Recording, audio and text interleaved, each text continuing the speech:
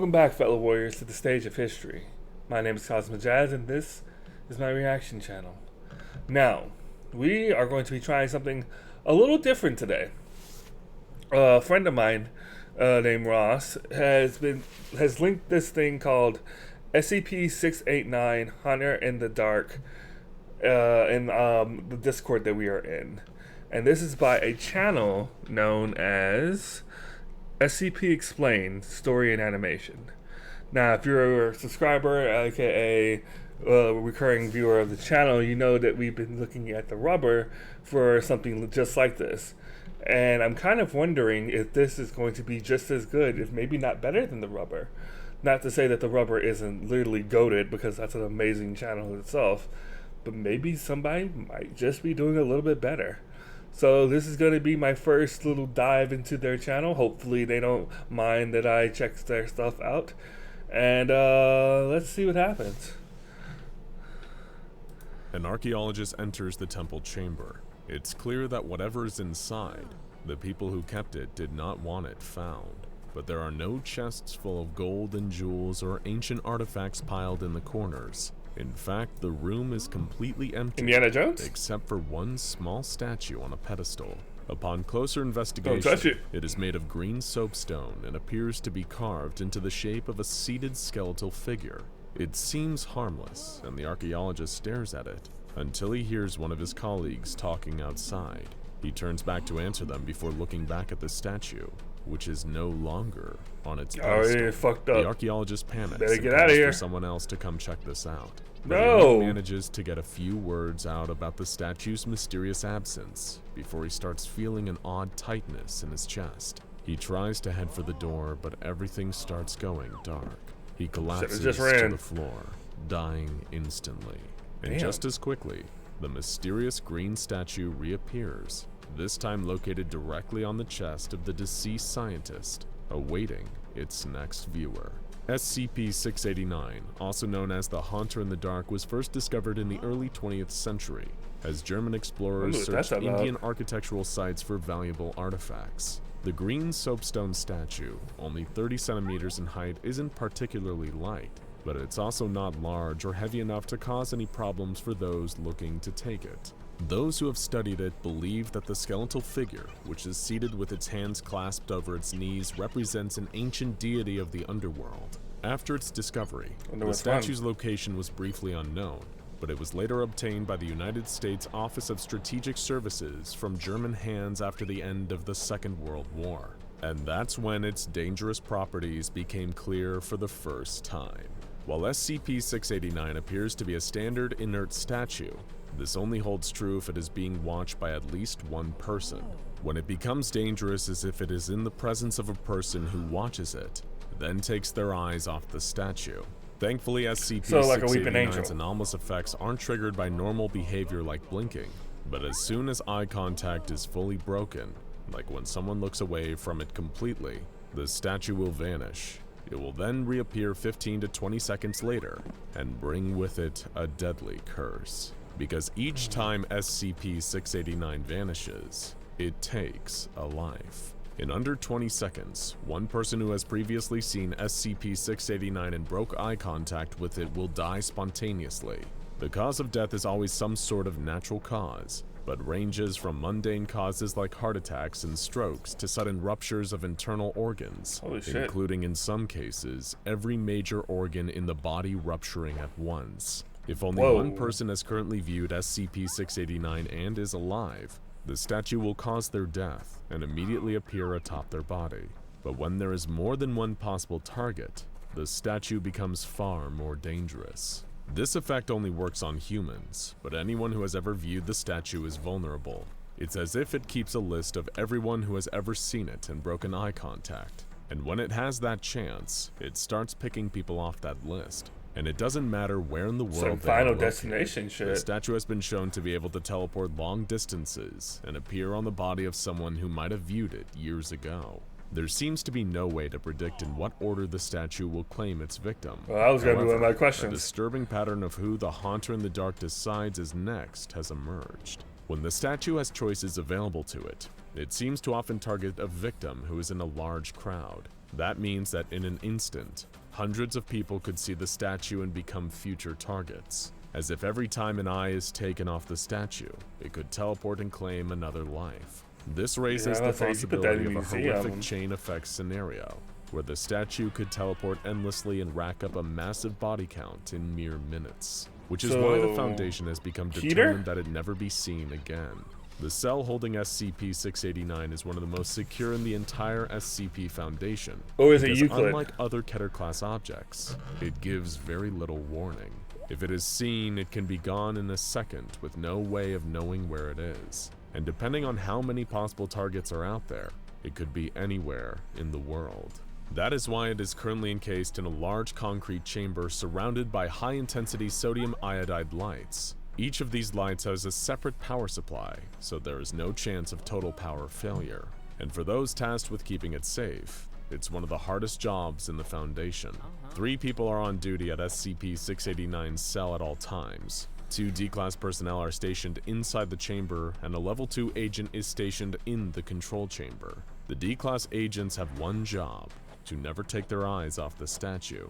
They can alternate breaks, but the statue must never be allowed to be unobserved for even a second. And because each person who has seen the statue is a security risk, the D-Class agents are equipped with instant kill devices so they can be terminated from afar rather than being potential targets. The Level 2 agent, meanwhile, has a very difficult job.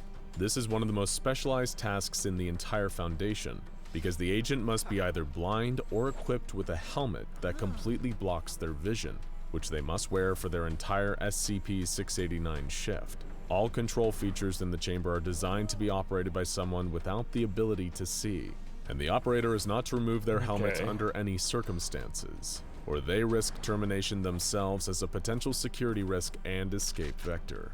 But don't worry, even if the statue still manages to escape its chamber, the Foundation has a plan. Just don't tell staff assigned to 689 what it is. In the event of a containment breach or failure of the lights in the statue's chamber, the first priority is to terminate any D-Class or Level 1 observers who may have been exposed to the Haunter in the dark. This is to reduce potential targets, and while higher level staff will be retained in most cases, this only goes for the first containment failure. The Foundation will then deploy a retrieval team of blind agents or those wearing vision-blocking headsets. Equipped with echolocation tech, they'll partner with D-Class observers to track down everyone who is known to have viewed the statue. The statue will invariably appear and lead to the death of one of these people, so knowledge of these potential targets is key to containment. Then comes the challenge of returning it to containment. As soon as the statue is located, a perimeter is established with coverings put up to avoid any outside viewers catching a glimpse of it. The D-Class observers enter the perimeter and are transported back to the facility together to ensure it never falls out of sight until it is safely back in its chamber and its containment protocols are put back in place. But what is actually known about this deadly statue?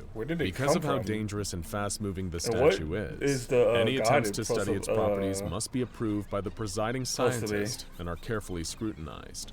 The curiosity to figure out its mysteries is always tempered by the fact that any scientist interested may be subject to summary termination should it breach containment again.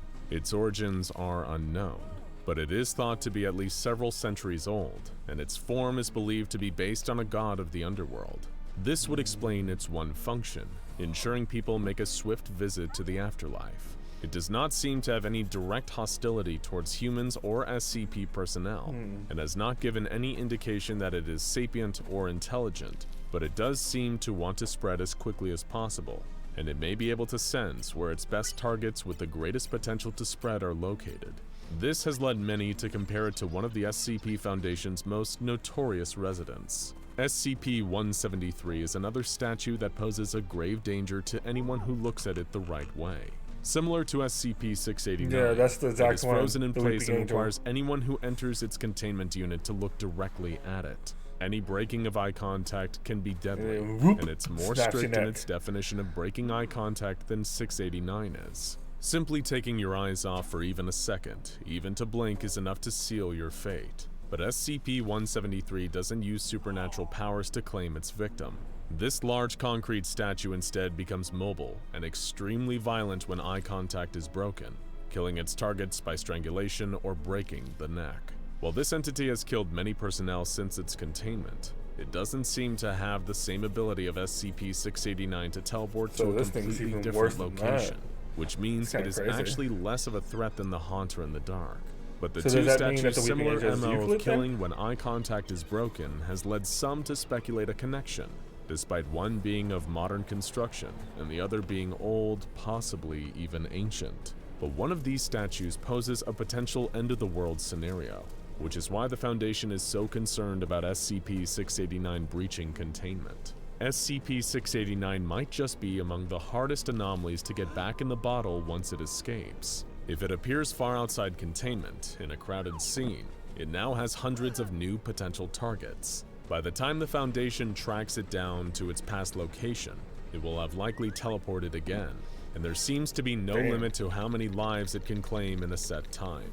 That means that as it racks up more targets So and it could teleports into legit crowds, be like it could a escalate into a major threat to Earth's world-threatening entire population. thing. With SCP-689 And the one thing seeming to be able I to kind of kill wonder, anything that because they breaks showed a eye picture, contact with it, is that if you see there a are some in the picture of it, does that Foundation who count wonder too? if it should be Do you see used it on against the TV? most Does that count notorious too? captive of the Or do you have to have SCP direct Foundation, eye contact to it? SCP-682. This rage-filled, indestructible, regenerating beast has been a thorn in the Foundation's side for years. It has cost countless lives of agents and personnel with its many containment breaches, and so far the Foundation has been unable to terminate it by any conventional means. But SCP-689 isn't exactly what you would call conventional means. It simply triggers an invariably fatal reaction within the body of whoever it targets, which means it could possibly be the only thing that could kill SCP-682 permanently. Interesting. The risks of pitting these two anomalies against each other are immense though.